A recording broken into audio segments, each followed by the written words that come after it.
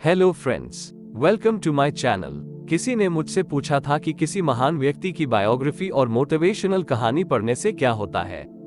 तो मैंने जवाब दिया कि महान व्यक्ति की बायोग्राफी और मोटिवेशनल कहानी पढ़ने से हमें उनकी जिंदगी के महान विचारों और अनुभवों से बहुत कुछ सीखने को मिलता है, जिसे हम अपने जीवन में अपनाकर आगे बढ़ सकते हैं और हम अपने जीवन में सफलता पा सकते हैं।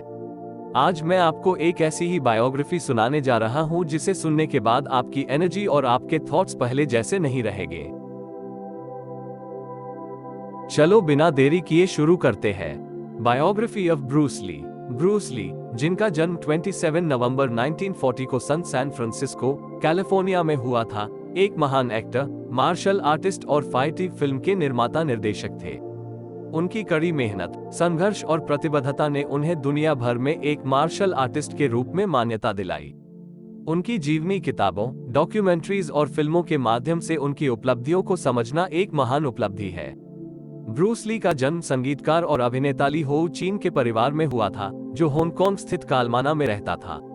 उनका नाम उनके जन्म के समय ली जुनफा था, लेकिन उन्होंने बाद में अपने नाम को ब्रूस ली में बदला। उनका मार्शल आर्ट्स में दिलचस्पी बचपन से ही थी और उनके पिता ने उन्हें 6 वर्ष की आयु में विंग चुन कुंग फू के शिक्षक यिप मान से प्रशिक्षण दिलवाया। उनका ये प्रशिक्षण उनके जीवन के भविष्य में मार्शल आर्ट्स की महानता की ओर पहला कदम था। ब्रूस ली की बढ़ती उम्र के साथ उनकी कला में दिलचस्पी बढ़ी और वे अपनी मार्शल आर्ट्स की प्रगति के लिए विभिन्न प्रकार के अन्य संघों में भी शामिल हुए। उन्होंने वान जून गॉन के साथ भी प्रशिक्षण प्राप्त किया और अपने कला में सुधार करते रहे।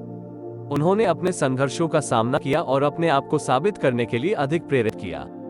1960 में ब्रूस ली ने सैन फ्रांसिस्को में एक मार्शल आर्ट स्कूल खोली, जिसमें उन्होंने अपनी खुद की शैली को शिक्षा देना शुरू किया। उनका प्रमुख ध्येय छात्रों को खुद को समझने, अपनी शक्तियों को खोजने और सही दिशा में उन्हें दिशा निर्देशित करने के लिए था।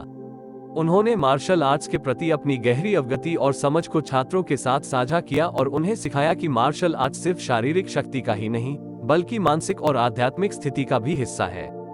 ब्रूस ली का पहला बड़ा चीट उनकी हॉलीवुड में पहुंचने से हुआ, जब उन्हें टीवी शो बैटमैन में ग्रीन हॉर्नेट की भूमिका मिली। इसके बाद उन्होंने हॉलीवुड में कई फिल्मों में काम किया, जिनमें फिस्ट ऑफ फ्यूरी और एंटर द ड्रैगन शामिल है।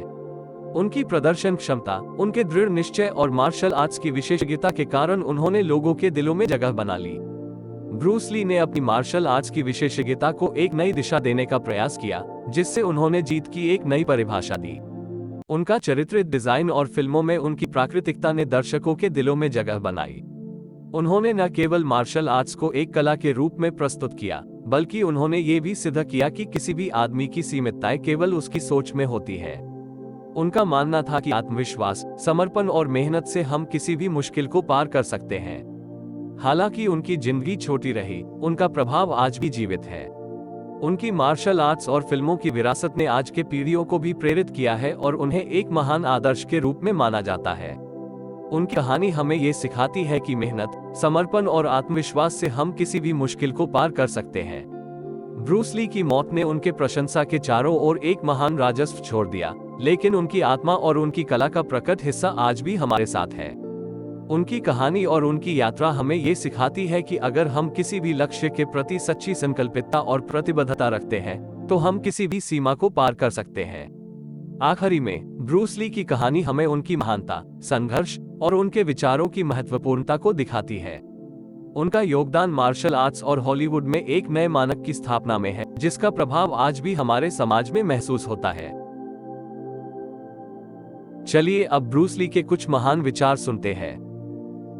आसान जीवन की प्रार्थना न करें, कठिन जीवन को सहने की शक्ति की प्रार्थना करें। मुझे उस आदमी से डर नहीं लगता जिसने एक बार 10,000 किक्स की प्रैक्टिस की हो, बल्कि मुझे उस आदमी से डर लगता है जिसने 10,000 बार एक ही किक की प्रैक्टिस की हो। गलतियां हमेशा क्षमा करने योग्य होती है, अगर हमारे पास उन्हें स्वीकार करने की हिम्मत हो। एक बुद्धिमान आदमी अपने शत्रुओं से अधिक सीख सकता है, जबकि एक मूर्ख अपने दोस्तों से भी कुछ नहीं सीख सकता। जानना काफी नहीं है, हमें लागू करना होता है। इच्छा शक्ति काफी नहीं है, हमें करना होता है। दूसरों को जानना बुद्धिमत्ता है, खुद को जानना वास्तविक ज्ञान है। थैंक यू फ्रेंड्स, यहाँ तक हमारे साथ जुड़े रहने के लिए। उम्मीद करता हूँ आज आपने हमारे साथ जरूर कुछ अच्छा सीखा होगा। ऐसी ही और बायोग्राफी और मोटिवेशनल स्टोरीज के लिए आज ही हमारे चैनल को लाइक, शेयर और सब्सक्राइब कर ले।